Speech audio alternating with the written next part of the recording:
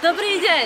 Bolo potvrdené, že včera vo večerných hodinách ušiel z Ústavu psychických ochorení pacient.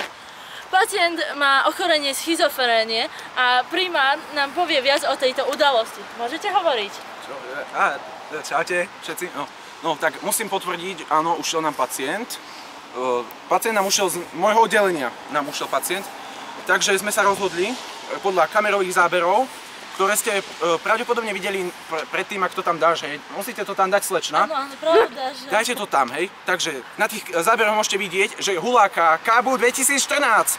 KABU, keďže absolvoval náš psychologický test, tak sme zistili, že pacient sa pravdepodobne zjaví na vašej škole a preto každý prvák musí prejsť KABU. To je naša podmienka. Takže bude to 7.11.2014 o 17.